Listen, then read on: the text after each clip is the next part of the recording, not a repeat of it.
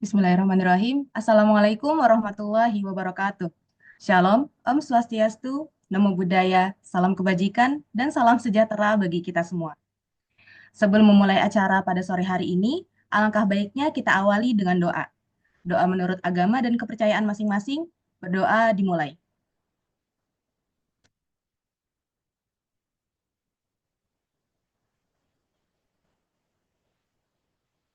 Berdoa dicukupkan. Puji syukur marilah kita panjatkan kepada Tuhan Yang Maha Esa, karena atas limpahan rahmat dan karunia-Nya kita dapat hadir di agenda Ngopilah, Ngobrol Penelitian Ilmiah yang kelima pada sore hari ini. Yang terhormat Ketua Umum KPM UNJ, Kak Muhammad Habib Alvin Nur Rahman. Yang saya hormati pembicara kita pada hari ini, Kak Putri Rahman Pasya, serta seluruh teman-teman yang saya banggakan. Kata orang, perkenalan adalah awal dari kebersamaan. Maka sebelum kita melangkah lebih jauh dalam acara ini, izinkan saya memperkenalkan diri. Perkenalkan, saya Amanda Nurifa sebagai Master of Ceremony yang akan memandu jalannya agenda Ngobrol Penelitian Ilmiah 5 pada sore hari ini dengan topik Penggalian Ide di Bidang Pendidikan. Saya ucapkan selamat datang di acara Ngobrol Penelitian Ilmiah yang kelima, Kelompok Peneliti Muda Universitas Negeri Jakarta tahun 2025. Baik, selanjutnya izinkan saya untuk membacakan susunan acara pada hari ini. Yang pertama ada pembukaan oleh MC, yang kedua dokumentasi awal, yang ketiga pembacaan CV moderator, yang keempat pembacaan CV pembicara, yang kelima ada pemaparan materi, yang keenam sesi tanya jawab dan diskusi, yang ketujuh pembacaan kesimpulan, yang kedelapan penyerahan sertifikat, yang kesembilan dokumentasi akhir, dan yang terakhir adalah penutup. Itulah susunan acara pada sore hari ini. Beralih ke acara selanjutnya, yaitu sesi dokumentasi awal. Untuk teman-teman, diharapkan untuk segera mengaktifkan fitur kameranya, dan bagi yang ingin siap-siap, ditunggu hingga 15.59.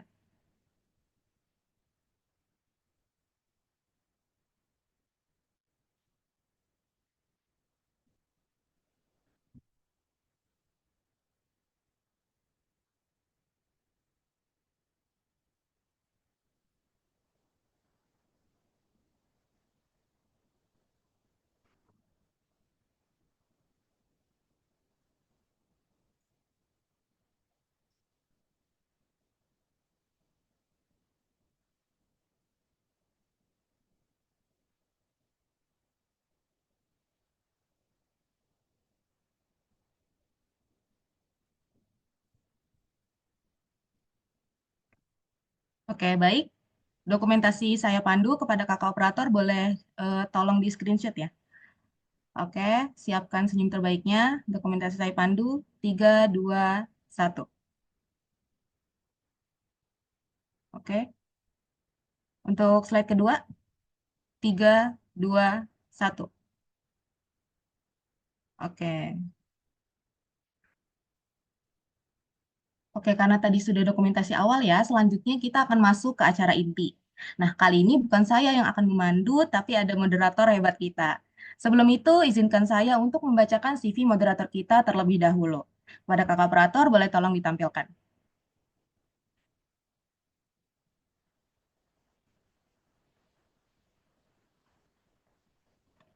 Oke. Moderator kita pada sore hari ini bernama Gabriela Amelia Desianta Munte, atau biasa dipanggil Kak Ame. Kak Ame merupakan mahasiswi tahun kedua program studi Pendidikan Matematika Universitas Negeri Jakarta. Kak Ame memiliki pengalaman organisasi yang luas.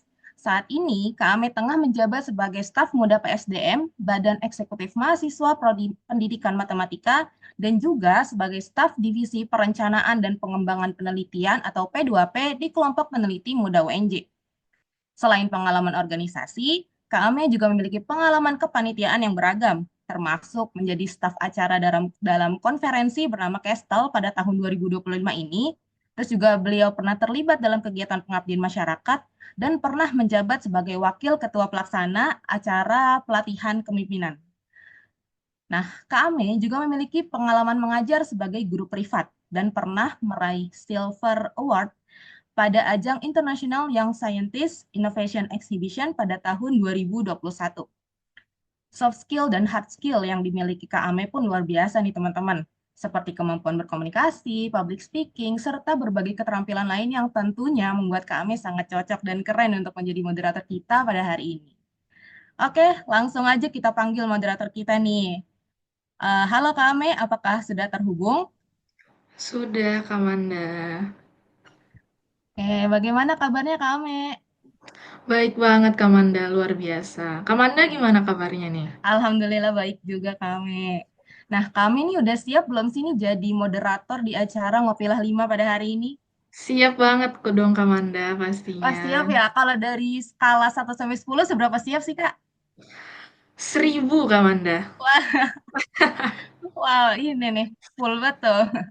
Oke, nah karena Kak Ame udah siap banget nih buat mandu acara Ngopilah pada hari ini, oleh karena itu acara saya serahkan ke Kak Ame ya. Kepada Kak Ame, waktu dan layar dipersilakan.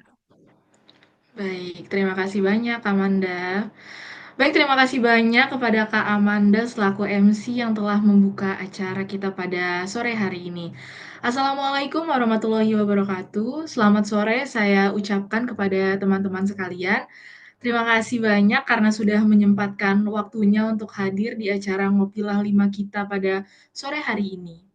Nah, pada kesempatan kali ini kita akan membahas topik yang sangat menarik, yang tentunya sangat penting untuk bersama-sama kita ketahui, khususnya untuk teman-teman yang tertarik untuk melakukan penelitian di bidang pendidikan. Topik Ngopilah 5 kita pada sore hari ini adalah penggalian ide pada bidang pendidikan. Sebelum kita panggilkan pembicara kita yang pastinya keren banget nih, mungkin boleh minta tolong kepada kakak operator untuk menampilkan CV pembicara kita pada sore hari ini.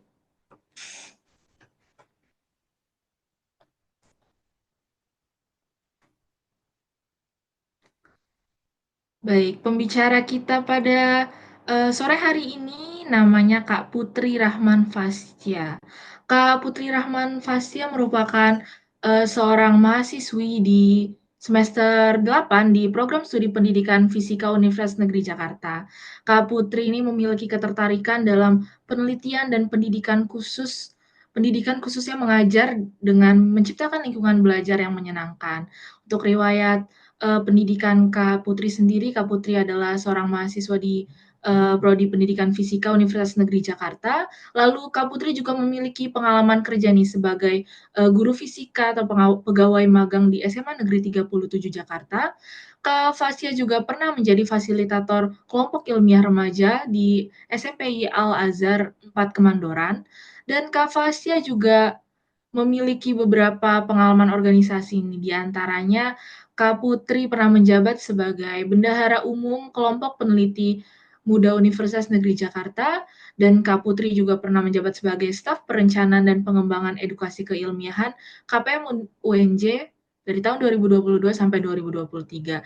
Kak Putri juga memiliki banyak banget penghargaan nih, di antaranya ada Silver Medal bidang Education di ICYMS pada tahun 2024. Lalu Kak Putri juga pernah menjadi mahasiswa berprestasi personalitas terbaik Fakultas Matematika dan Ilmu Pengetahuan Alam pada tahun 2024.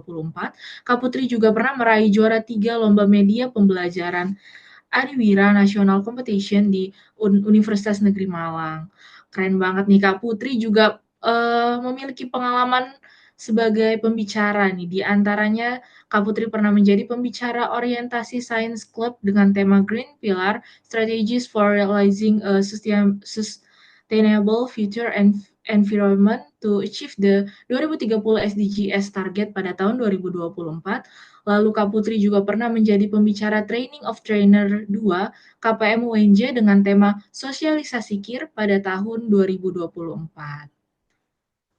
Mungkin sekian perkenalan singkat yang dapat saya sampaikan.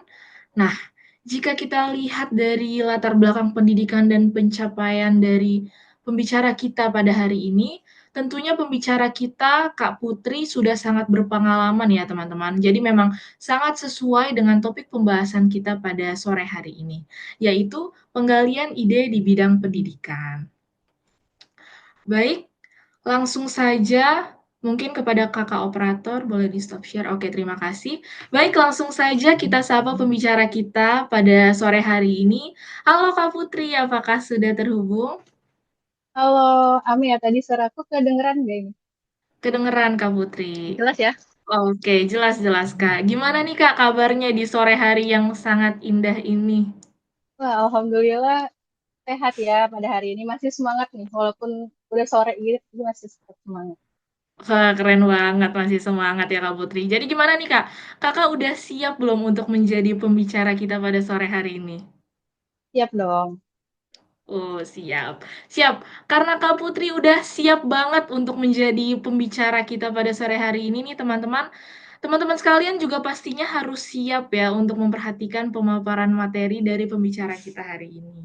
Nah, jangan lupa juga untuk teman-teman mempersiapkan catatannya dan pertanyaannya dan supaya bisa lebih tahu lagi nih secara mendalam tentang penggalian ide di bidang pendidikan. Baik, langsung saja kepada Kak Putri, waktu dan tempat kami persilahkan. Oke, terima kasih ya, Ame. Boleh dipresentasikan PPT-nya, operator?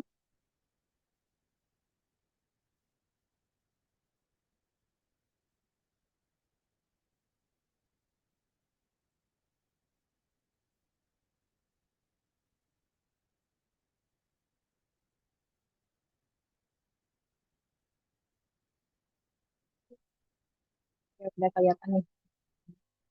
Oke, halo semuanya. Sekali lagi aku mau perkenalkan diri. Nama aku Putri Rakan Saskia, dan sekarang aku mahasiswa akhir semester 8 yang lagi sibuk skripsi.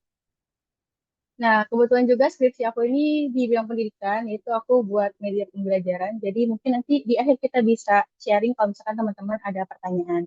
Dan aku harap juga selama ngopilah ini teman-teman bisa komunikatif ya sama aku dan interaktif gitu. Jadi kalau misalkan ada yang ingin ditanyakan, boleh langsung ditanyakan. Dan ketika nanti aku ada pertanyaan, kalian boleh langsung jawab.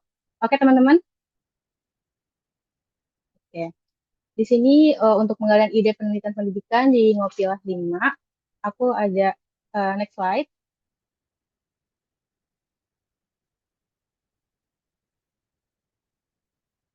Di next slide.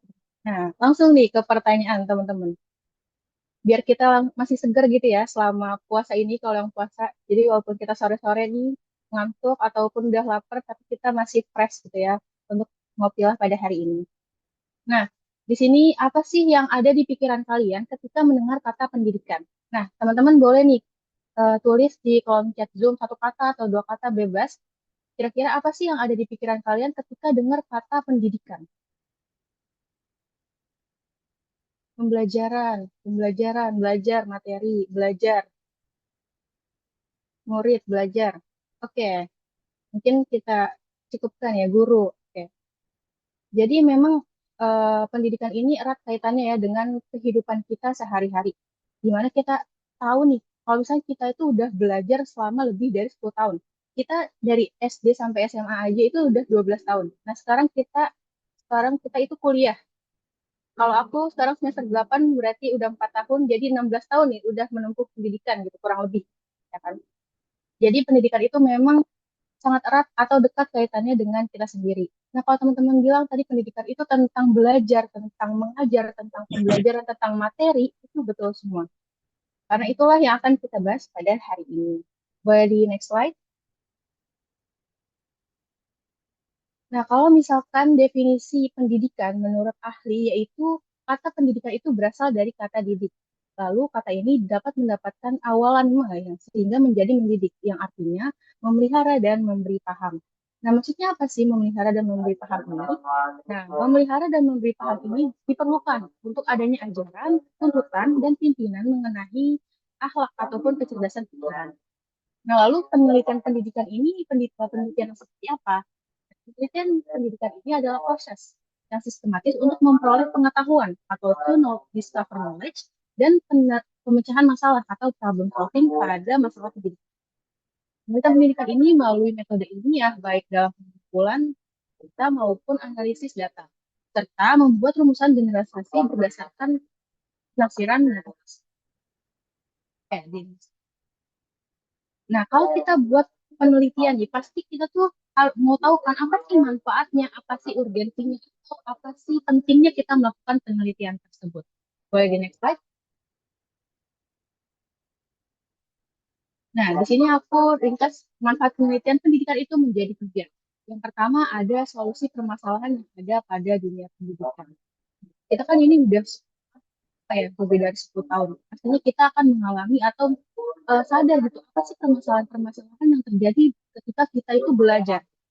Kalau misalkan aku juga, aku kan udah mengajar ya, udah pernah mengajar sampai sekarang loh. Ataupun kalian yang misalkan ngajar privat ataupun ngajar peer, itu pasti bisa mengetahui permasalahan-permasalahan ketika kalian mengajar. Jadi dalam proses belajar mengajar itu pasti adanya permasalahan-permasalahan yang timbul. Nah, penelitian ini adalah guna untuk memenuhi atau mencari solusi dari permasalahan yang ada di dunia pendidikan. Nah, selanjutnya ada untuk memfasilitasi pembelajaran. Memang Indonesia ini memiliki wilayah yang luas ya, teman-teman. Dan pastinya fasilitas pembelajaran di tiap daerah itu berbeda-beda. Bahkan di Jakarta sendiri, di setiap sekolah itu pasti berbeda-beda. Ataupun di tiap universitas itu fasilitasnya juga berbeda-beda. Nah, disinilah gunanya penelitian untuk mengetahui fasilitas apa atau media apa yang cocok untuk pembelajaran di setiap satuan pendidikan yang berbeda-beda tersebut. Nah, selanjutnya, yang ketiga adalah untuk strategi membentuk kebijakan. Membentuk kebijakan yang seperti apa?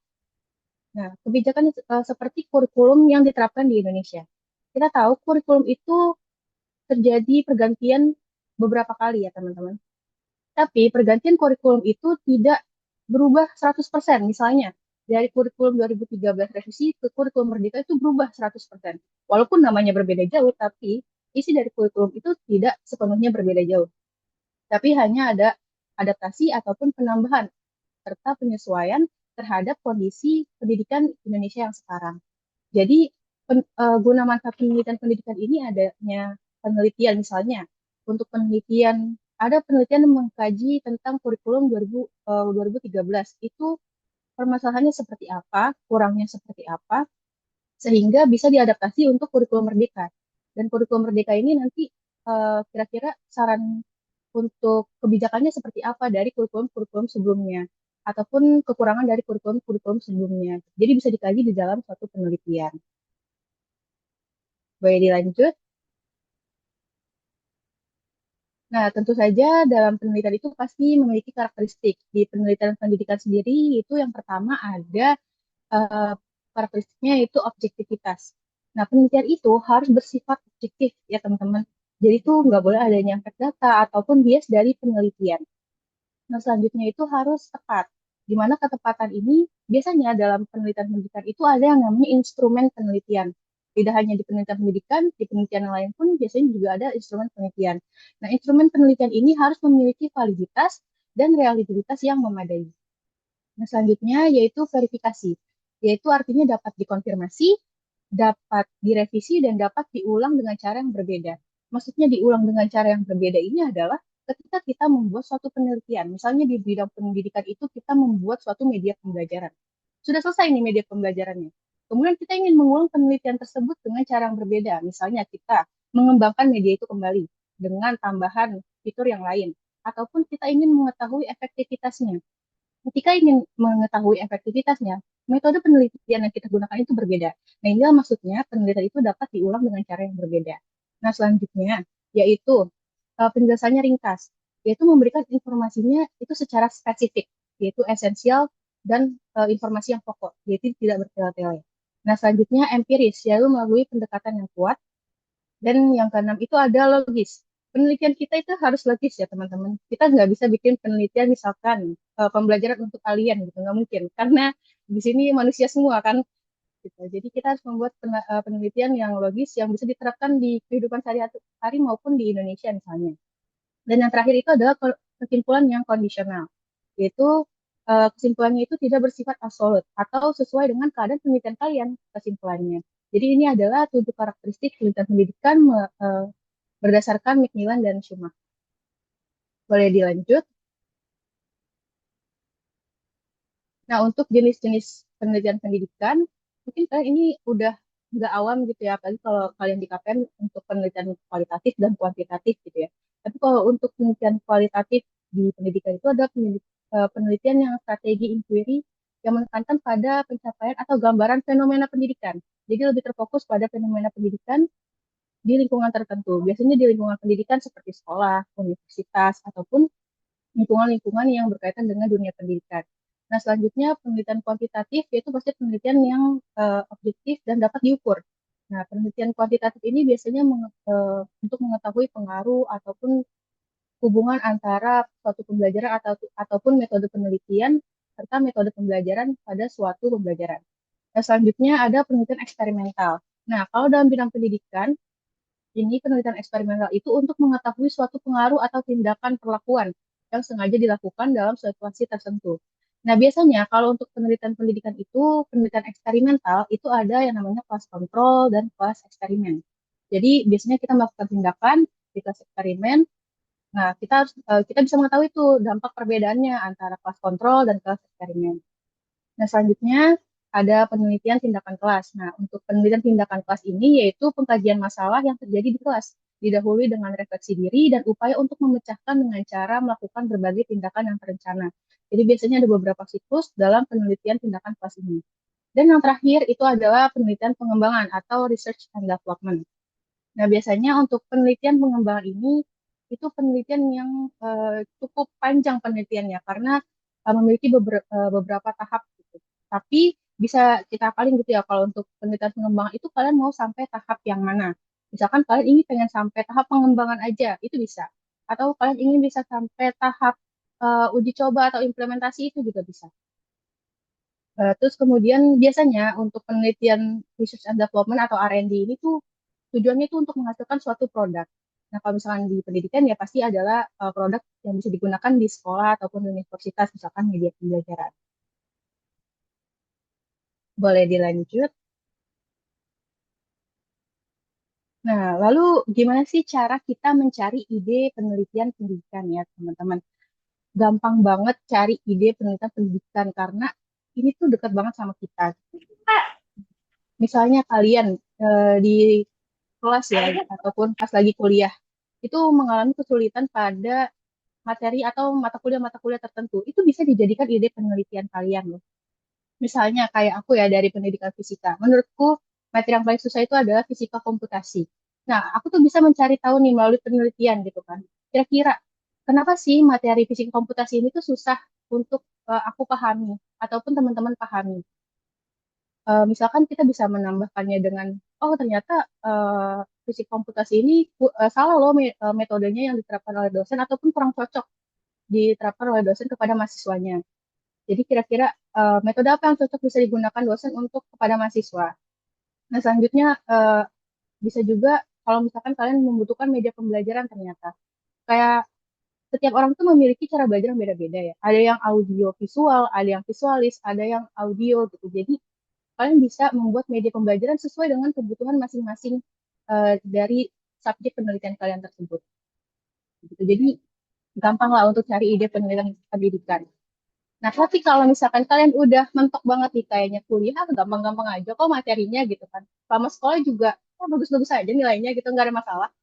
Tapi kalian ingin tertarik nih bikin penelitian pendidikan, kalian bisa lakukan tips tersebut. Boleh di next.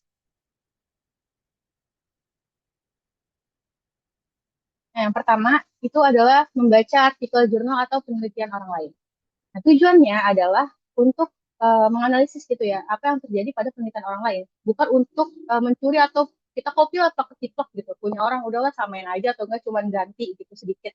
Enggak ya teman-teman. Jadi membaca artikel jurnal atau penelitian orang lain itu untuk mengetahui nih permasalahan apa yang terjadi, kekurangan dari penelitian tersebut, sehingga kita bisa menerapkan kekurangannya di penelitian kita. Misalkan, oh kalau misalkan si penelitian A buat media untuk handphone, jadi media yang menggunakan handphone ternyata kurangnya ini loh. Jadi kita bisa nanti bikin media yang hampir mirip tapi bisa melengkapi kekurangan tersebut gitu. Nah kalau di KPM sendiri kalian tuh nggak perlu khawatir gitu ya untuk cari artikel jurnal ataupun penelitian-penelitian yang udah ada, karena di KPM sendiri tuh ada jurnal risenologi. Kalian bisa cari gitu ya di jurnal risenologi. Mungkin walaupun jurnal risenologi itu skopnya luas, tapi masih ada kok tetap tentang bidang pendidikan. Jadi kalian bisa cari-cari aja. Kemudian di KPM itu ada fasilitas namanya Bank Karya. Nah, itu kalian juga bisa manfaatkan Bank Karya KPM karena itu isinya adalah penelitian-penelitian dari kakak-kakak kalian, dari teman-teman kalian itu banyak banget yang udah sukses gitu ya penelitiannya, sudah sampai publikasi, sudah sampai menang banyak lomba. Jadi kalian bisa jadikan penelitian itu sebagai referensi gitu. Nah, nanti mungkin kalau Bang Karya kalian bisa minta ke P2P ataupun kalau nggak punya nanti aku bisa share ke PJ P3 KPM-nya gitu ya. Bang Karya dari 2018 sampai 2024. Kayak gitu. Itu bisa kalian gunain untuk cari referensi penelitian di P3 KPM ini. Nah, tapi kalau misalkan udah ketemu juga gitu, kalian bisa cari di Google Scholar ataupun juga kalian bisa cari di Scopus kalau mau jurnal internasional ataupun kalau kalian emang udah bingung banget kalian bisa cari di AI gitu ya. Tapi mungkin kalian bisa baca terlebih dahulu karena kalau baca tuh kalian jadi tahu gitu apa sih yang kurang atau apa sih masalah spesifiknya gitu daripada kalian cari di AI. Nah, selanjutnya itu mencari tahu tren pendidikan dan masalahnya. Nah, untuk cari tahu tren pendidikan itu kita bisa cari di sosial media. Sosial media kita itu banyak banget ya kayak yang lagi tren apa sih sekarang kayak Instagram, TikTok, apalagi TikTok ya, lagi rame banget. Nah, kalian tuh bisa gunakan platform TikTok tersebut untuk eh, mencari gitu ya tren pendidikan sekarang tuh seperti apa. Ataupun kalian juga bisa menggunakan TikTok tersebut sebagai platform untuk ide penelitian kalian. Misalnya, bisa nggak sih TikTok ini digunakan sebagai media pembelajaran? Kalau bisa media pembelajaran yang seperti apa? Ataupun kita bisa juga mencari ide penelitiannya misalnya apa sih pengaruhnya TikTok terhadap konsentrasi belajar siswa? Karena mungkin kalau menurut survei gitu ya, TikTok itu orang bisa main sampai berjam-jam gitu kan. Bisa jadi itu mengganggu konsentrasi belajar siswa. Jadi bisa dicari tahu melalui penelitian. Lalu masalah-masalah pendidikan yang terjadi juga kalian bisa cari di sosial media maupun Google. Nah, selanjutnya ada observasi langsung ke lapangan. Nah, mungkin ini adalah apa ya hal yang kadang terlewat gitu ketika kalian melakukan penelitian, yaitu observasi ke lapangan. Biasanya kalau observasi pendidikan itu ke sekolah ataupun universitas ataupun satuan pendidikan lainnya. Nah, kalau misalkan kalian ingin membuat suatu media, itu kalian harus melakukan yang namanya analisis kebutuhan, yaitu analisis ke sekolah. Karena, seperti yang aku bilang sebelumnya, kalau misalkan tiap satuan pendidikan itu pasti memiliki kondisi yang berbeda-beda. Misalnya, kalian ingin membuat website yang menggunakan laptop ataupun handphone, bisa diakses nih di laptop atau handphone, udah bagus website kalian bikin. Tapi kalian mau menggunakan atau mengimplementasi yang ada di Papua yang handphone aja atau internet aja nggak punya. Itu kan jadinya nggak masuk gitu ya teman-teman. Jadi kalian tuh harus tahu kondisi sekolah yang ingin kalian tuju itu seperti apa, kebutuhannya seperti apa. Jadi kalian tuh bisa mencari ide penelitiannya dari situ. Kalau misalnya kalian emang bener-bener, aduh kosong banget nih mau penelitian apa ya bingung, kalian bisa datang ke sekolah, kalian bisa tanya kira-kira siswa ini kesulitannya apa, di materi apa. Kalau misalnya kalian udah punya materi tertentu, kalian bisa tanya ke gurunya kira-kira materi ini cocok nggak kalau misalnya mau dibikin media, seperti itu. Ataupun kalian ingin pemujaan penggunaan metode-metode penelitian. Itu juga kalian harus observasi dulu ke sekolah. Kira-kira metode seperti ini tuh pernah nggak digunakan oleh gurunya? Kalau udah pernah dan berhasil, ya kalian nggak perlu melakukan lagi gitu. Tapi mungkin bisa kalian melakukan pengujian efektivitas seberapa efektif. Tapi kalau misalkan gurunya sudah membuktikan kalau metode ini efektif dan bisa menghasilkan indeks belajar yang baik, kalian bisa mencari metode-metode yang lain untuk pengujian dalam penelitian kalian. Nah, ini mungkin yang aku lupa masukin ke dalam slide ini, yaitu kalian juga bisa diskusi ke teman sebaya. Karena kalian ini kan juga masih sama-sama mengemban pendidikan ya ke sama teman-teman kalian. Jadi kalian tuh bisa lah sekali ngobrol. Kira-kira apa sih susahnya belajar misalkan sama teman-teman prodi kira-kira materi apa sih yang sulit ataupun sama-sama teman beda fakultas kira-kira kan pasti culture-nya agak beda ya misalkan kalau di FMIPA itu banyak banget misalkan praktikum tapi di fakultas lain nggak ada praktikum gitu jadi mungkin bisa dicari tahu perbedaannya nah dari perbedaan tersebut kalian bisa lah bikin ide penelitian kayak gitu boleh dilanjut. Nah, di sini tadi kan aku ngebahas yang masalah tren pendidikan dan masalah pendidikan. Nah, di sini ada 5 masalah pendidikan. Yang pertama ada raw input, yaitu berasal dari peserta didik ataupun mahasiswa sendiri, seperti kemampuan konsentrasi belajar, kebiasaan belajar, motivasi belajar. Jadi kalian tuh bisa cari ide yang berkaitan dengan hal-hal tersebut. Misalnya, kalian itu ingin membuat suatu penelitian pengaruh metode A terhadap kemampuan konsentrasi belajar siswa ataupun pengaruh penggunaan platform A terhadap konsentrasi belajar siswa. Nah, itu bisa kalian jadikan salah satu ide penelitian. Nah, selanjutnya ada dari environmental input ataupun dari lingkungan sekitar seperti lingkungan keluarga, lingkungan sekolah, lingkungan teman, ataupun lingkungan sosial ekonomi dari siswa ataupun mahasiswa. Selanjutnya ada dari instrumental input, yaitu dari kurikulum ataupun sumber belajar siswa. Misalnya, sumber belajar siswa itu kalian udah melakukan analisis nih. Sumber belajar siswa di sekolah A itu cuma berdasarkan buku. Nah, kalian ini ingin membuat perbandingan gitu antara belajar menggunakan buku sama menggunakan handphone. Nah, itu kalian bisa tuh melakukan penelitian perbandingan antara eh, penggunaan buku sama penggunaan handphone terhadap hasil belajar siswa gitu. Nah, selanjutnya ada proses. Permasalahan proses itu yaitu seperti pemanfaatan teknologi, terus penerapan metode-metode pembelajaran. Nah, jadi kalian metode pembelajaran itu ada banyak teman-teman. Kayak metode pembelajaran inquiry, metode pembelajaran problem based learning, project based learning, PEM. Nah, itu kalian bisa gunakan metode pembelajaran tersebut untuk diterapkan dalam suatu pembelajaran. Dan kalian bisa lihat nih efektivitasnya seperti apa. Nah, ataupun juga kalian bisa membuat media yang berkaitan dengan metode pembelajaran tersebut. Nah, selanjutnya ada output, yaitu dari indeks prestasi, terus perilaku atau kecakapan serta keterampilan siswa. Nah, kalian juga bisa membuat eh, penelitian yang berkaitan dengan indeks prestasi siswa. Kayak misalnya, kalian ingin membuat media tentang media website yang berkaitan dengan indeks prestasi siswa. Jadi kalau misalkan siswa belajar pakai media ini, itu indeks prestasinya naik atau enggak sih? Gitu. Itu bisa kalian teliti melalui masalah pendidikan yaitu output tadi. Boleh dilanjut? Nah, selanjutnya ada tren pendidikan 2025.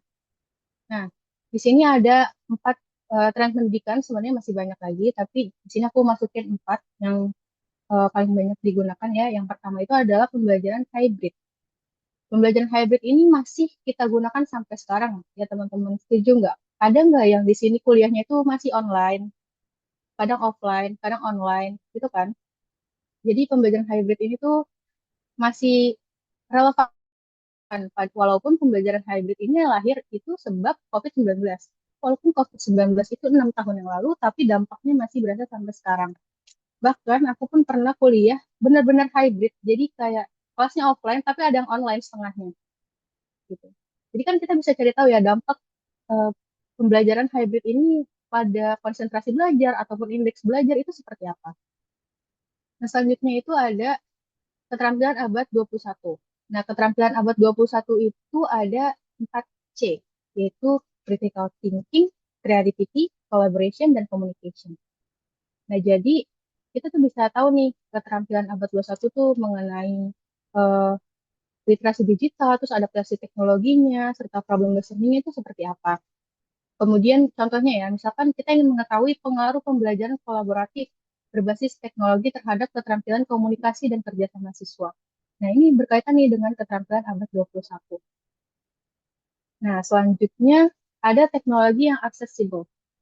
Kalau kita bicara dengan teknologi, teknologi itu udah mencakup ke beberapa semua bidang lah intinya. Kalau misalkan di bidang ekonomi ada teknologi, di bidang sosial ada teknologi, di bidang pendidikan pun juga ada teknologi. Dan udah saling berkaitan lah dengan teknologi dalam kehidupan kita sehari-hari ini, apalagi di bidang pendidikan. Yang aku rasakan ya ketika mengajar maupun belajar, teknologi ini sangat membantu sekali gitu ya dalam proses belajar mengajar. Namun juga terdapat kekurangan dari teknologi tersebut. Ada hal negatif dan positifnya lah intinya. Nah, biasanya tren apa sih yang biasa digunakan gitu ya di pendidikan, khususnya kalau teknologi ini, biasanya itu ya di tren sekarang kan AI ya, artificial intelligence. Siapa sih di sini yang nggak pernah pakai AI atau nggak mungkin lah kayak nggak ada yang tahu itu AI itu apa gitu kan.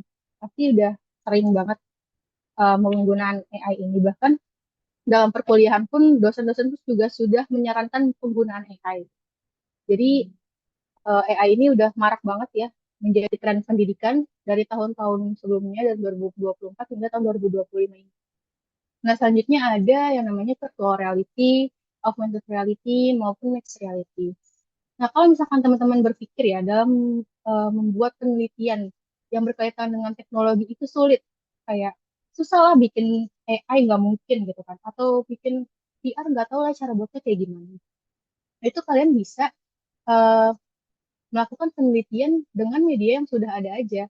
Misalnya, kalian ingin mengetahui pengaruh dari penggunaan AI aja, ataupun kalian udah tahu nih platform eh, virtual reality ataupun memang udah ada nih aplikasi virtual reality, tapi kalian itu ingin tahu seberapa efektivitasnya jika digunakan oleh siswa maupun mahasiswa. Jadi nggak perlu kalian itu membuat dari awal banget gitu kalau misalkan kalian ingin membahas tentang teknologi tersebut. Dan yang terakhir itu adalah pembelajaran berbasis proyek. Kenapa pembelajaran berbasis proyek? Karena pendidikan sekarang itu harus menekankan pendidikan yang aktif dan mandiri. Jadi pendidikan yang juga saling berkolaboratif dan itu dibahas pada keterampilan 421 tadi. Nah, jadi kalian nih bisa cari tahu nih kira-kira pendidikan yang berkaitan dengan project based tuh kayak gimana sih? Misalnya kalian ingin mengetahui pengaruh project based learning terhadap materi fluida gitu. Kalau misalnya aku di fisika ya kayak gitu. Ataupun pembelajaran berbasis proyek pada materi apa, misalkan pada bidang ilmu kalian masing-masing, itu bisa dicari tahu. Oke, next. Nah, selanjutnya ini ada contoh penelitian pendidikan di P3KPM. Kenapa aku ngambilnya yang dari P3KPM aja? Karena di sini Ngopila kan akan ngebahas tentang P3KPM ya. Mungkin kalau di sini ada orangnya, aku izin menggunakan judulnya di sini. Ya, ya ini jadi dua penelitian di P3KPM ini itu yang lanjut sampai ke SHP ataupun seminar hasil penelitian di skill ya teman-teman. Jadi ini udah terbukti lah, udah sampai skill gitu kan. Yang pertama itu ada penelitian dari Mutia Halina et al. Tahun 2024, yaitu judulnya adalah pengembangan media pembelajaran metodologik berbasis website edukatif untuk meningkatkan pemahaman pengenalan matematika pada siswa kelas 7 SMN 232 Jakarta. Nah, penelitian ini yaitu termasuk penelitian pengembangan atau R&D ya teman-teman. Jadi penelitian Mutia dan teman-temannya ini membuat suatu media pembelajaran website untuk meningkatkan pemahaman matematika di siswa kelas 7. Nah, mungkin kalau misalnya kalian teman-teman pengen tahu lebih lanjut gitu ya terkait full papernya bisa ke peneliti terkait ataupun nanti bisa lihat di Bank Karya KPM. Nah, selanjutnya yang kedua itu ada penelitian Kasih Nur Hajiza et al. Tahun 2022, yaitu yang berjudul Efektivitas Pembelajaran Matematika Materi Dimensi 3 berbasis virtual reality terhadap kemampuan visual spasial siswa kelas 11 MIPA 1 di SMN 19 Jakarta. Nah, sebenarnya kalau kita lihat penelitian dari Kasih Nur Hajiza ini itu membahas tentang media pembelajaran juga. Tapi penelitian ini tidak menggunakan metode R&D, tapi menggunakan metode kuantitatif, ya penelitian kuantitatif. Jadi karena di sini pasti dan teman-teman itu sudah memiliki medianya, tapi ingin menguji efektivitasnya. Makanya sebelumnya aku bilang itu sebelumnya kalian itu enggak kalau penelitian itu enggak melulu tentang membuat media pembelajaran, tapi kalian itu juga bisa menguji media pembelajaran tersebut ataupun menguji metode pembelajaran, gitu, teman-teman. Jadi nggak harus buat metode pembelajaran, karena kalau dilihat-lihat ya eh, P3KPM atau penelitian di KPM itu pasti kalau penelitian pendidikan membuat media pembelajaran, kayak gitu. Umumnya ya. Jadi kalian ini bisa eh, membuat penelitian itu dari media yang udah ada aja, tapi kalian bisa uji efektivitasnya. Ataupun kalian bikin perbandingannya antara menggunakan media sama nggak menggunakan media itu kayak gimana. Seperti itu. Terus juga kalau kita lihat dari dua judul ini ya teman-teman, eh, kedua judul ini tuh udah menjurus gitu ya materinya. Jadi kalau misalkan nanti kalian ingin membuat satu penelitian, idenya itu atau kalau misalnya pendidikan materinya itu yang spesifik. Misalnya kalau kalian mau matematika ya ini materinya sudah spesifik gitu ya, materi dimensi 3. Ataupun kayak aku di fisika biasanya bikin tentang energi terbarukan. Ataupun ya di bidang ilmu lain tentang pendidikan diusahakan materinya itu spesifik biar nanti tidak terlalu jauh penelitiannya dan tidak terlalu lebar juga penelitiannya.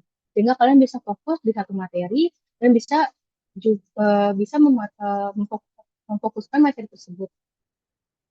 Terus juga di kedua penelitian ini tuh udah mencantumkan tempat penelitiannya.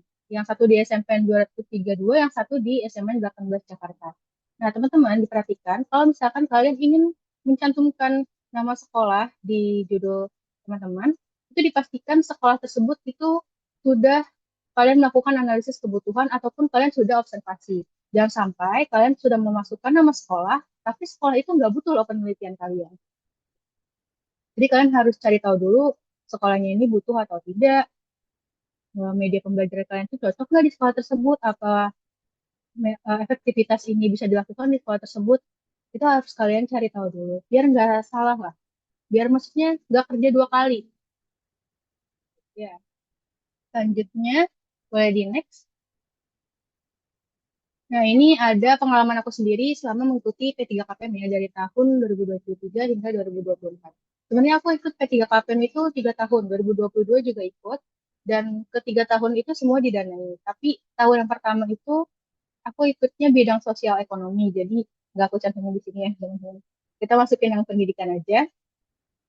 Nah, untuk tahun kedua di 2023 itu, aku membuat media pembelajaran bersama teman aku yaitu Ananda dan Nabila. Jadi kita membuat website gitu ya untuk belajar desain dan menjual desain eh, sehingga itu bisa menghasilkan uang dari penjualan desain tersebut. Dan subjek penelitian ini adalah mahasiswa Universitas Negeri Jakarta. Jadi yang aku lakukan adalah pada saat itu melakukan analisis kebutuhan ke mahasiswa UNJ gitu, dan kita juga harus cari tahu ya kira-kira jumlah mahasiswa UNJ itu berapa, terus kira-kira nanti untuk penentuan angketnya itu seperti apa.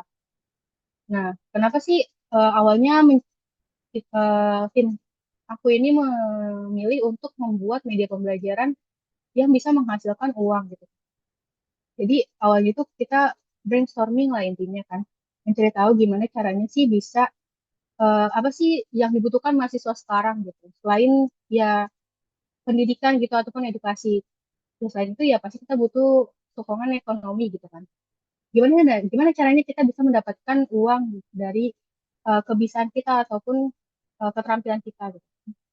Nah, di sini terpikirlah untuk desain gitu. Dan dicari tahu juga di mahasiswa UNJ itu kira-kira mereka nih bisa nggak sih desain yang sederhana ataupun kira-kira butuh nggak sih desain dalam kehidupan sehari-hari. Dan ternyata butuh sehingga kita bikinlah penelitian ini. Nah, penelitian ini tuh sampai uh, pengujian ke mahasiswa aja sih gitu. Dan alhamdulillahnya penelitian ini sampai ke SHP ya, SHP di skill itu dan mendapat 3 predikat, best poster, best presenter, dan best of the best. Dan juga penelitian ini dibawa juga ke Castle-nya KPMG untuk dipresentasikan, dan alhamdulillahnya juga dapat itu best performance di bidang pendidikan. Jadi lumayan panjang juga penelitian EduSign ini dan bermanfaat juga untuk peningkatan prestasi gitu ya. Terus selanjutnya yang tahun kemarin 2024 itu aku bikin media pembelajaran lagi karena memang ketertarikan aku di dunia pendidikan ini lebih ke dalam pembuatan media pembelajaran ataupun penelitian R&D ya teman-teman. Jadi memang biasanya lebih bikin penelitian tentang pengembangan aja. Nah, untuk pengembangannya itu kita membuat aplikasi Fruit Apps yaitu berbasis Android pada materi Bebas Statis kelas 11. Kenapa sih kita bikin materi ini ataupun bikin media pembelajaran ini? Karena background background dari tim penelitian aku itu semua dari pendidikan fisika. Jadi, saran aku ketika kalian memiliki tim penelitian yang homogen gitu ya atau satu gitu, satu prodi dengan kalian, mungkin biar lebih mudah kalian itu ambil dari bidang ilmu kalian sendiri aja.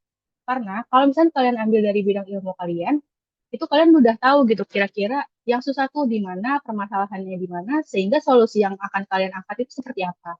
Tapi kalau misalkan beda juga itu nggak apa-apa, karena kalian itu bisa explore dari berbagai hal ya, dari teman-teman kalian sendiri, ataupun bisa melalui platform sosial media maupun Google.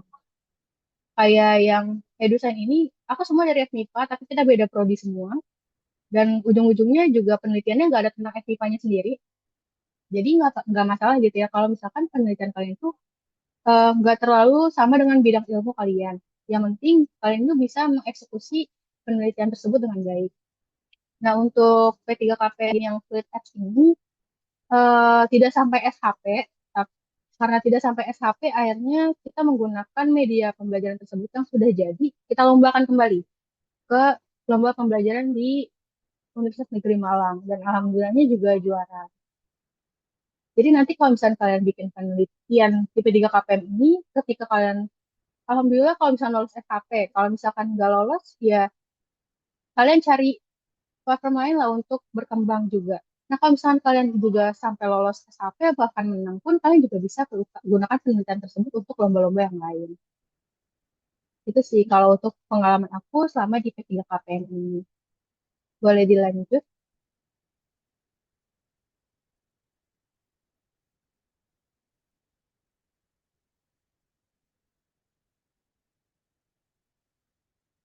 Nah, sekarang mungkin kita main-main kali ya, main-main sambil belajar gitu. Nah, di sini aku ada dua masalah penelitian, dan aku ingin nanti hasil outputnya itu kalau nggak judul, kalian bisa menjelaskan kira-kira topik penelitian yang akan kalian angkat. Nah, yang pertama itu, masalah pertama kalian bisa baca, di sini terdapat media e-learning bernama LMS UNJ yang digunakan mahasiswa dalam pembelajaran daring. Dan peneliti ingin mengetahui dampak dari penggunaan e-learning tersebut. Dan aku ingin hasilnya nanti berupa penelitian kuantitatif ataupun kualitatif deh. Nah, kalau masalah kedua itu, yaitu siswa mengalami kesulitan belajar matematika dikarenakan sulit dan membosankan, sehingga diperlukan media pembelajaran. Nah, kira-kira kalian di sini bisakah memberikan ide media pembelajaran apa yang cocok untuk permasalahan tersebut?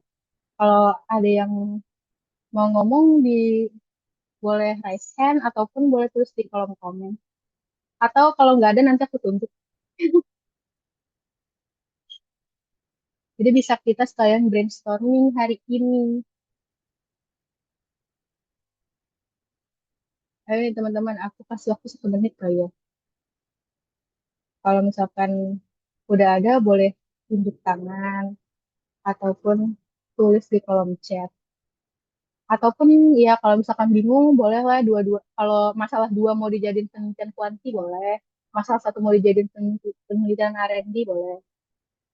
Yang penting di sini kalian teman-teman udah belajar untuk menemukan ide ataupun udah bekerja nih otaknya untuk menemukan ide penelitian. Ayo, udah ada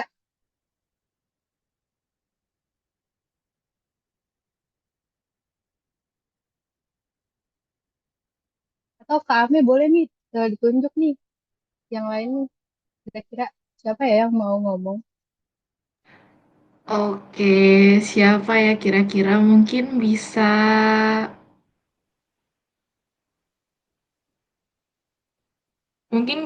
Kak Ayu kali ya. Ayu, apakah ada di sini? Boleh tuh, ayo, ayo, ayo, Oh, mungkin kalau nggak ada, Farid aja kali ya, Kak Farid. boleh. Coba Farid bersuara, Farid.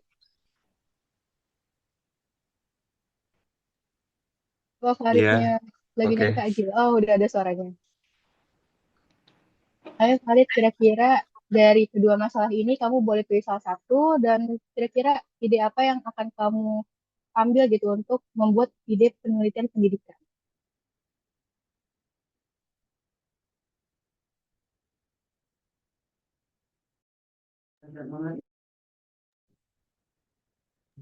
Mungkin di END sih. Itu kan Ya, boleh. kesulitan belajar matematika karena medianya. Berarti mungkin ide yang bakal dikembangin tuh eh, media pembelajaran matematika melalui website yang interaktif dan mungkin bisa ada ini sih implementasi AI di dalamnya. Oke, makasih Farid. Farid dari prodi apa Farid?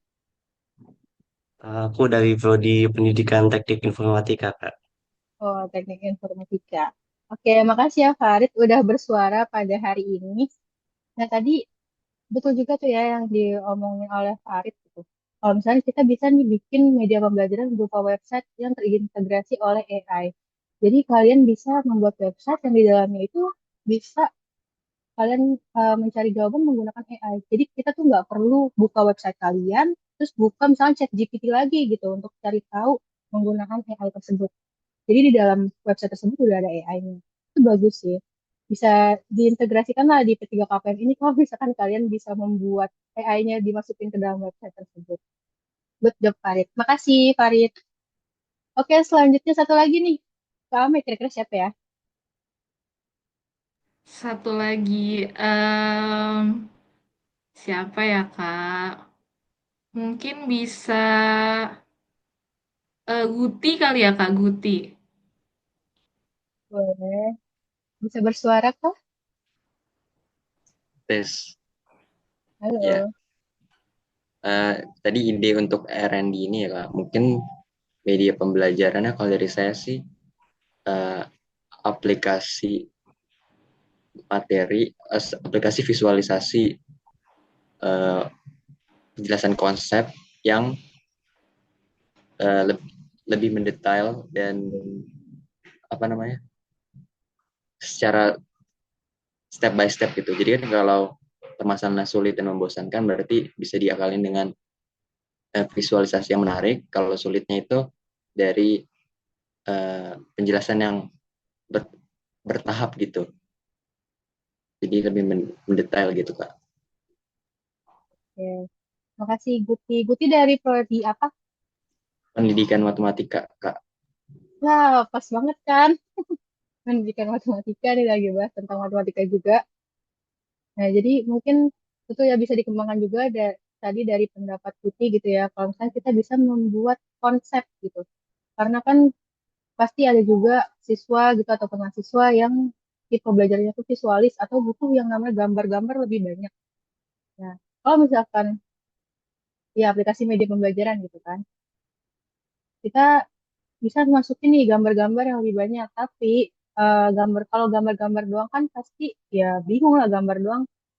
Kan aplikasi itu bukan cuma diakses oleh pengguna yang belajar visualis, tapi untuk semua eh, tipe belajar ya, yang bacanya audio ataupun yang lain. Nah, nanti di media pembelajaran tersebut atau aplikasi tersebut bisa ditambahkan tulisan ataupun audio serta video sehingga lebih menarik lagi.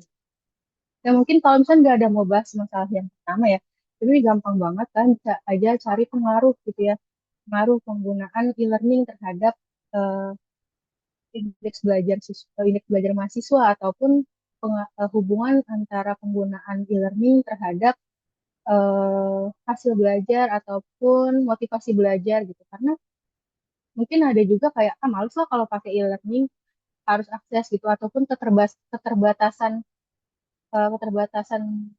aksesnya seperti ada yang nggak punya handphone ataupun sulit sinyal gitu kan itu bisa dianalisis melalui penelitian. Oke, itu aja untuk presentasi pada hari ini. Boleh next slide. Ya, terima kasih teman-teman untuk yang sudah mendengarkan gitu ya tadi, apalagi yang udah bersuara juga pada hari ini. Di sini ada quotes dari Nelson Mandela yang berkata, "Education is the most powerful weapon which you can use to change the world." Jadi pendidikan itu adalah senjata yang paling powerful gitu ya, untuk mengubah dunia. Dan pendidikan itu adalah langkah awal untuk mengubah dunia. Nah, kalian hadir di Ngopila 1 sampai 5 itu adalah langkah awal kalian untuk membuat suatu penelitian yang terbaik nanti. Oke, itu aja untuk presentasi ataupun sharing-sharing pada hari ini. Aku kembalikan ke Ami jika ada pertanyaan dari teman-teman. Baik, terima kasih banyak kepada Kak Putri atas pemaparan materinya. Ini keren dan luar biasa banget ya materi yang Kak Putri sampaikan yang tentunya sangat-sangat menambah wawasan kita tentang pendidikan. Tadi ada karakteristik, jenis-jenis penelitian pendidikan, tips mencari ide penelitian, tren pendidikan, dan masih banyak banget lagi. Baik, selanjutnya mungkin kita bisa langsung aja masuk ke sesi diskusi.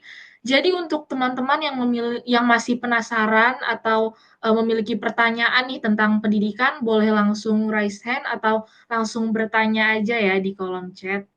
Ditunggu teman-teman raise hand dan pertanyaannya.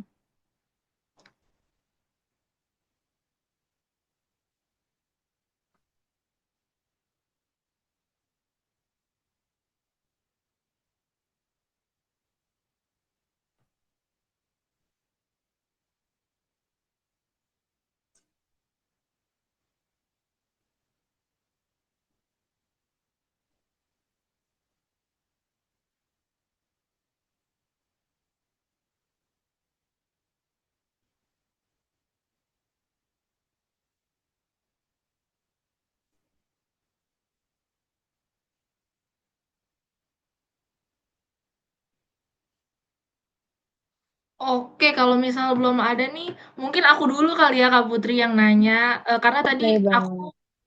aku juga, ada yang bikin aku penasaran nih tentang, pendidikan. Nah, di sini mungkin aku mau nanya, Kak Putri sejauh mana sih penelitian pendidikan itu dapat benar-benar memberikan solusi yang konkret gitu bagi permasalahan di dunia pendidikan, yang, bukan hanya sekedar kajian teoritis gitu, Kak? Mungkin itu, Kak. Terima Oke, kasih. aku izin jawab ya. Sebenarnya penelitian pendidikan itu bisa dibilang mungkin yang beragam dan cukup panjang juga gitu ya. Kalau misalkan kalian ingin tahu gimana sih dampaknya sampai dampak besar gitu ya pada dunia pendidikan itu, gimana sih penelitian-penelitian ini bisa berfungsi gitu kan. Nah, kalau misalnya kita bahas dari penelitian pengembangan sendiri gitu, misalnya kita ingin membuat media pembelajaran ya, media pembelajaran itu bisa sejauh mana sih mempengaruhi siswa ataupun memberikan dampak besar bagi siswa. Nah, itu tergantung penelitian kalian mau sampai mana. Kalau misalkan penelitian kalian cuma sampai penelitian pengembangan, mungkin dampaknya yang kalian tahu itu ya media itu bisa digunakan pada siswa ataupun mahasiswa. Tapi kalau kalian ingin mengetahui dampaknya lebih luas, kalian bisa memperbesar ataupun meluaskan penelitian kalian. Itu sampai tahap pengujian efektivitas ataupun mencari tahu pengaruhnya gitu. Jadi kalau eh, kalian bikin media pembelajaran gitu ya, kalian tuh bisa melakukan penelitian yang kedua kalinya untuk mengetahui efektivitasnya. Nah, di situ kalian bisa tahu efeknya bagi siswa itu sudah sejauh mana. Kalau misalkan efeknya masih kecil, berarti kan harus ada yang diperbaiki kembali gitu ya, dari penelitian ataupun media kalian. Begitupun dengan metode pembelajaran. Misalkan pada penelitian kualitatif ataupun kuantitatif, itu kita bisa mencari tahu sejauh mana metode ini bisa mempengaruhi siswa ataupun memiliki dampak yang besar bagi siswa. Jadi kalau misalkan kita menggunakan metode pembelajaran A, misalkan metode pembelajaran problem based learning, kita uji pada satu kelas gitu ya, kita bisa lihat dampaknya apakah berhasil digunakan gitu. Apakah bisa meningkatkan hasil belajar? Kalau misalkan nggak bisa, berarti kan memang belum ada dampak dari metode pembelajaran tersebut. Lalu kalau misalkan tidak ada dampaknya, apakah memang benar-benar tidak berhasil metode pembelajaran? Karena di dalam satu kelas itu cuma ada 36 siswa kan biasanya, ataupun 40. Tapi kita bisa coba di kelas yang lain. Nah, kalau misalkan sudah di dalam satu sekolah, oh ternyata sudah disimpulkan kalau metode ini berhasil ataupun tidak berhasil. Dari situlah bisa kita menyimpulkan ada dampak atau sejauh mana dampak metode tersebut bisa digunakan. Nah, kalau dampak yang lebih luas lagi, tadi aku udah bahas di manfaat ya. Kalau misalkan penelitian-penelitian pendidikan itu, apalagi terkait dengan kebijakan kurikulum, ataupun kebijakan-kebijakan lain yang diterapkan di sekolah maupun universitas, itu bisa menghasilkan kebijakan-kebijakan baru ataupun eh, ataupun kurikulum yang baru gitu ke depannya. Karena pasti dalam pembuatan kurikulum yang baru itu pasti ada yang namanya analisis terlebih dahulu dari kurikulum-kurikulum yang sebelumnya. Nah, kurikulum sebelumnya itu bisa didapatkan dari penelitian-penelitian yang sudah dibuat oleh peneliti-peneliti seperti itu. Karena yang tadi aku bahas juga nggak mungkin ada perbedaan 100%. Pasti harus ada adaptasi-adaptasi dari penelitian-penelitian sebelumnya. Begitupun kalau kalian melakukan suatu penelitian, itu nggak mungkin 100% itu baru penelitian kalian. Pasti itu ada sangkut pautnya dengan penelitian-penelitian sebelumnya. Itulah bisa sejauh mana dampak penelitian pendidikan eh, berdampak gitu ya bagi masyarakat maupun di satuan pendidikan sendiri. Apakah terjawab kamu? Terjawab banget Kak Putri. Terima kasih Kak Putri. Sama. Ayo mungkin teman-teman yang lain langsung aja. yang ingin bertanya? Oke, ada Syakira Alzena nih. Pada Syakira, dipersilahkan. Oke, makasih Kak Me. Kak Putri, aku izin mau nanya sih ini lebih ke penasaran aja, kan aku kan pendidikan ekonomi juga kan. Nah, kalau biasanya kan penelitian pendidikan itu kan ada yang R&D gitu kan, kayak membuat media. Nah, kalau dalam membuat penelitiannya, media apa sih Kak yang biasanya dibuat gitu dalam membuat hasilnya seperti itu? Terima kasih. Oke. Kalau aku izin menjawab ya, Safira. Kalau bertanya tentang media apa sih yang sering banget dibuat, ataupun media apa sih yang sekiranya cocok, itu balik lagi ya ke tujuan ataupun subjek penelitian kalian. Karena tadi aku juga udah jelasin, pasti di setiap satuan pendidikan, sekolah maupun universitas, itu memerlukan media pembelajaran yang berbeda-beda. Jadi perlu yang namanya ada analisis kebutuhan. Kayak misalnya ketika aku mengajar gitu ya, waktu itu aku magang PKM, eh, aku pikir kayak, oh mereka ini perlu banget loh media pembelajaran berupa video gitu.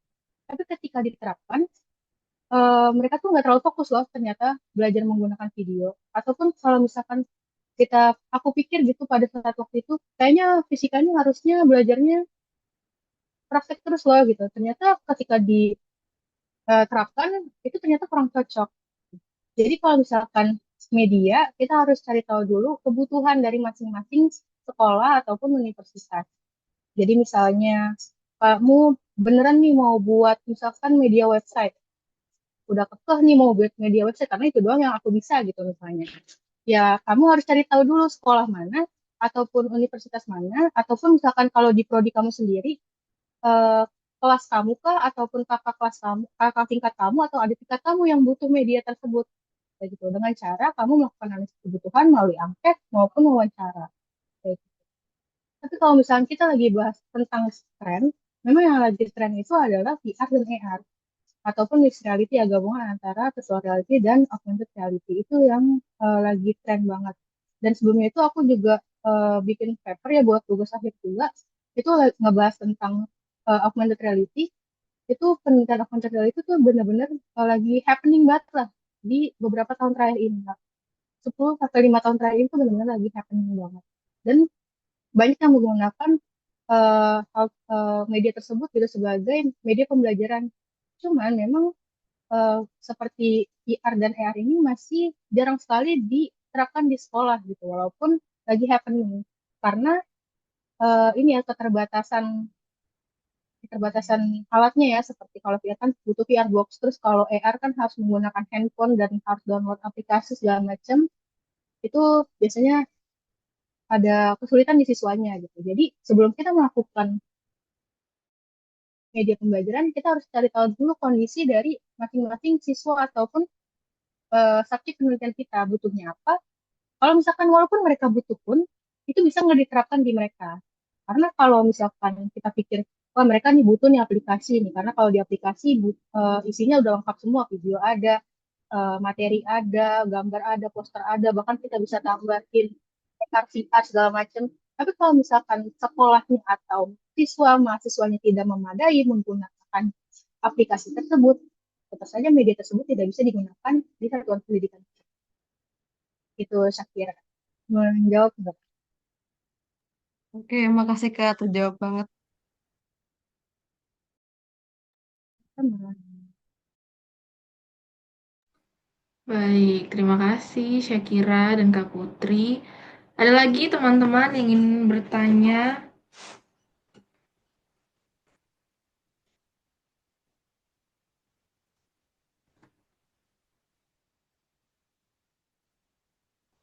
Nah, ada lagi nih yang raise hand. Hafiz, mungkin waktu dan tempat dipersilahkan.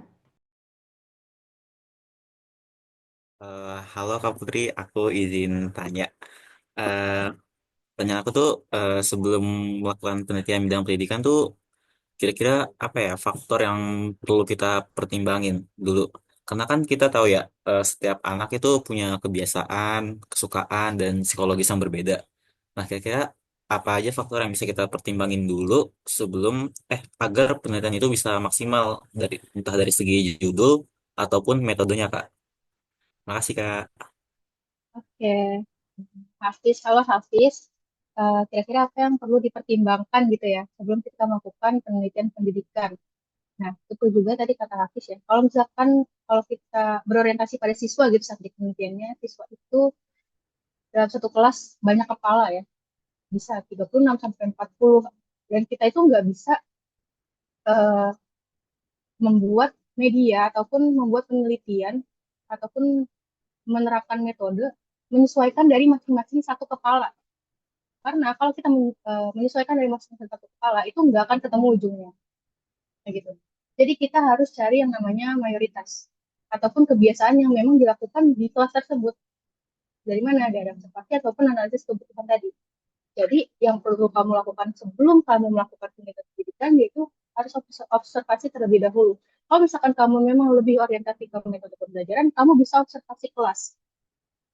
Kebiasaan kelasnya seperti apa, cara gurunya mengajar, metode yang digunakan seperti apa, kemudian siswanya itu aktif atau enggak. Karena kan kalau misalkan kita melakukan pembelajaran yang menuntut siswanya aktif, tapi ternyata siswa tersebut tidak aktif, di kelas tersebut itu akan mengikuti penelitian kalian. Kecuali memang kalian ingin mengubah gitu keadaan kondisi kelas tersebut.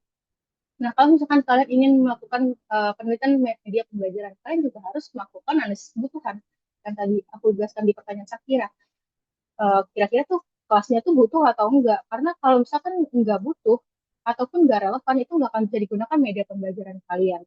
Nah, kalau misalkan menyesuaikan dengan kondisi psikologis ataupun kebiasaan siswa, itu kita bisa bertanya ke guru, yaitu melalui wawancara ke guru ya, observasi ke guru. Karena walaupun guru itu tidak mengenal satu masing-masing siswanya secara detail ya, maksudnya dari 40 kepala itu guru kenal semua, itu nggak mungkin, mungkin aja, tapi kayaknya sulit gitu ya untuk menghafal karakteristik dari 40 anak gitu, atau apalagi guru itu mungkin bisa mengajar lebih dari satu kelas. Tapi guru itu paham gimana kondisi kelas tersebut, seperti apa sih yang biasanya siswa-siswanya itu lakukan ketika pembelajaran, apakah siswanya itu aktif atau enggak aktif, ataupun siswanya yang kalau misalkan maju orangnya itu aja. Jadi itu kita bisa menyesuaikan penelitian kita dari wawancara kepada guru tersebut. Karena kalau misalkan, ataupun kamu juga bisa melakukan wawancara ke beberapa siswa. Nggak perlu semua, tapi beberapa aja. Itu untuk memperkuat analisis kebutuhan kamu yang melalui angket tersebut.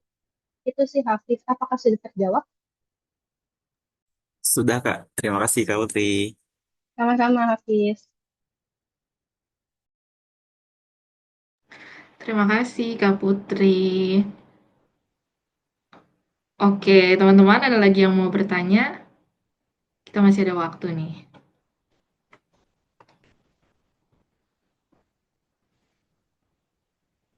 Hmm,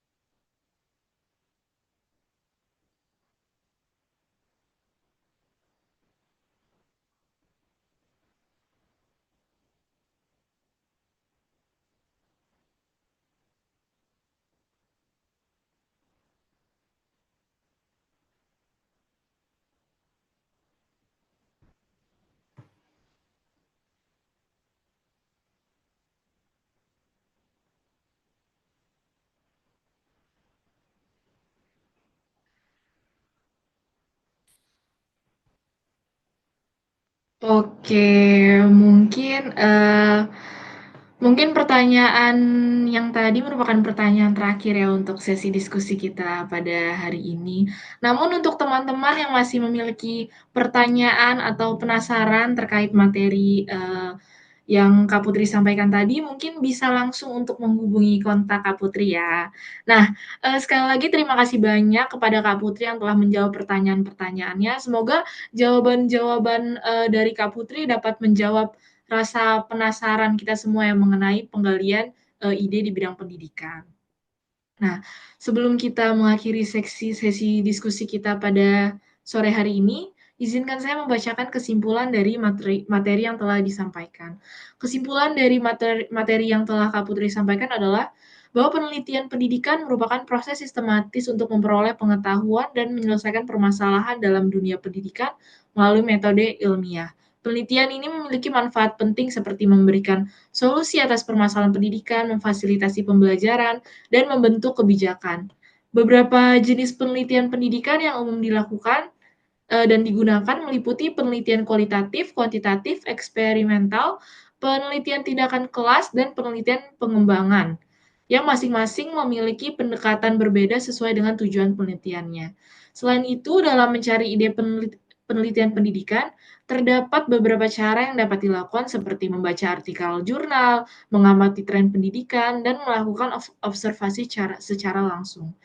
Nah, tren pendidikan tahun 2025 ini mencakup pembelajaran hybrid, pemanfaatan teknologi yang lebih aksesibel, penguatan keterampilan abad 21, serta pembelajaran berbasis proyek.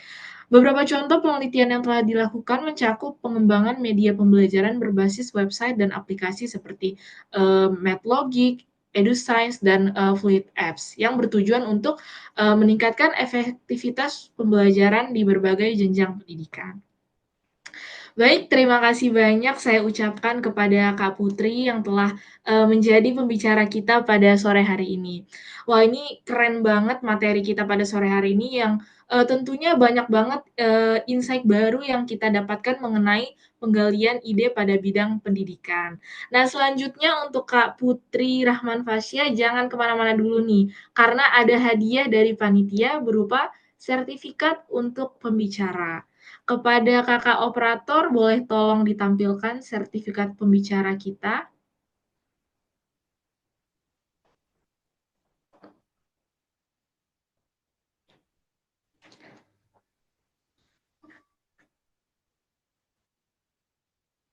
Baik, sertifikat dengan nomor 050-ser-d strip KPMUNJ garis miring 3/2025 diberikan kepada Putri Rahman Fasya APMM sebagai pemateri dalam kegiatan Ngopilah Ngobrol Penelitian Ilmiah 5 dengan tema penggalian ide bidang pendidikan yang diselenggarakan oleh kelompok peneliti muda Universitas Negeri Jakarta 24 Maret 2025.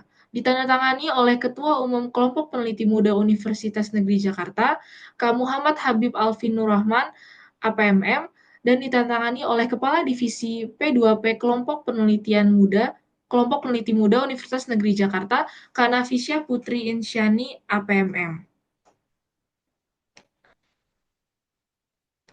Baik, selanjutnya saya akan memandu sesi dokumentasi. Kepada Kak Putri, boleh dipersiapkan senyum terbaiknya, karena kita akan melakukan dokumentasi. Baik, kepada kakak operator, tolong didokumentasikan. 1, 2, 3.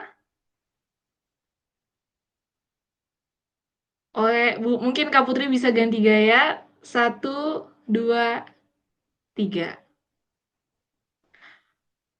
Baik, kepada Kak Putri, sekali lagi kami ucapkan terima kasih banyak atas materi serta wawasan baru yang telah Kakak sampaikan. Terima kasih juga, banyak atas Ame. waktunya. Iya, sama-sama, Kak. Apabila Kak Putri ada kesibukan lain, mungkin kami persilahkan untuk meninggalkan ruang Zoom meeting ini. Namun jika Kak Putri ingin membersamai kami hingga akhir acara pun, sangat kami persilahkan.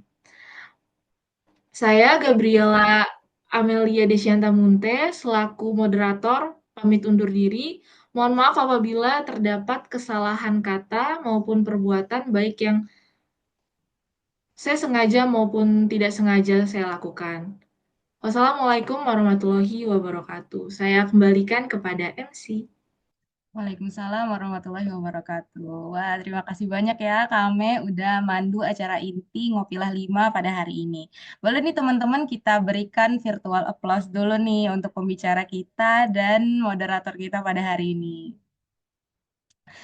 Oke, luar biasa ya. Tema penggalian ide di bidang pendidikan yang disampaikan oleh Kak Putri itu berdaging banget nih, terutama buat teman-teman yang emang lagi nyari ide penelitian di bidang pendidikan. Nah, terima kasih banyak ya Kak Putri dan Kak Ame yang telah membuat acara hari ini begitu insightful. Oke nih, untuk Kak Ame jangan kemana-mana dulu nih Kak, karena selanjutnya akan ada oleh-oleh dari panitia untuk Kak Ame. Oke, kepada Kakak Operator boleh nih ditampilin sertifikat moderatornya.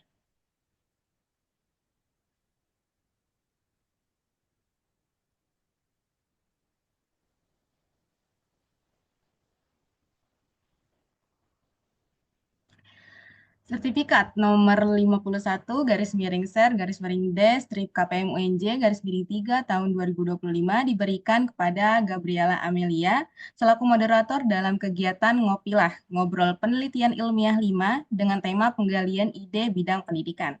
Jakarta 24 Maret 2025 ditandatangani oleh Ketua Umum KPM UNJ, Kak Muhammad Habib Alvin Nurrahman, dan ditandatangani juga oleh Kepala Divisi Perencanaan dan Pengembangan Penelitian KPM UNJ, Kanapisha Putri Insyani. Kepada kakak operator, boleh tolong dokumentasi ya. Oke, dokumentasi saya pandu. Kami boleh siapin nih senyum terbaiknya. Oke, mulai 3, 2, 1.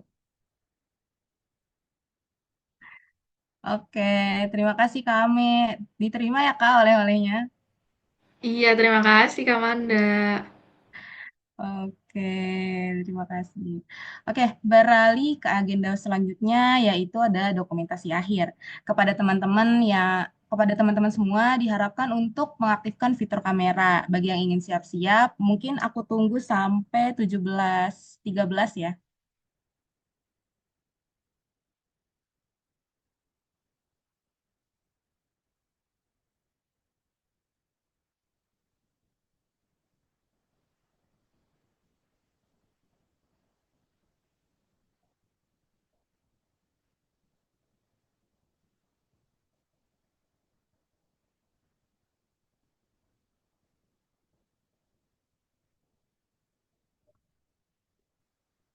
Oke, dokumentasi saya pandu, dipersiapkan senyum terbaiknya ya teman-teman semua. 3, 2, 1. Untuk slide 2 mungkin 3, 2, 1. Oke, terima kasih Kakak Operator. Nah, tak terasa kita sudah sampai di penghujung acara. Terima kasih kepada teman-teman semua yang udah mengikuti seluruh rangkaian acara Ngobrol Penelitian Ilmiah atau Ngopilah 5 pada sore hari ini hingga akhir. Semoga acara ini dapat bermanfaat dan menjadi inspirasi juga nih buat teman-teman untuk mengembangkan pengetahuan dan wawasan ilmiah. Oh ya, perlu saya sampaikan juga bahwa Ngopilah 5 tadi merupakan acara Ngopilah terakhir pada tahun ini. Jadi semoga seluruh rangkaian acara Ngopilah yang diadakan oleh P2P dapat menjadi pemicu semangat bagi teman-teman untuk terus meneliti, menggali ide-ide baru, dan menyusun proposal untuk kemudian disubmit ke program pendanaan penelitian KPM atau P3KPM. Oke, karena tadi acara ini diawali dengan doa, maka alangkah baiknya kita tutup acara ini dengan doa juga. Berdoa menurut agama dan kepercayaan masing-masing, berdoa dimulai.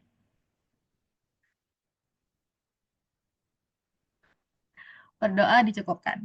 Baik, saya Amanda Nurifa selaku Master of Ceremony dan mewakili segenap panitia yang bertugas pamit undur diri dan mohon maaf apabila terdapat kesalahan dalam perkataan maupun perbuatan. Saya tutup. Wassalamualaikum warahmatullahi wabarakatuh.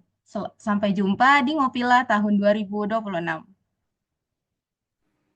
Waalaikumsalam, terima kasih.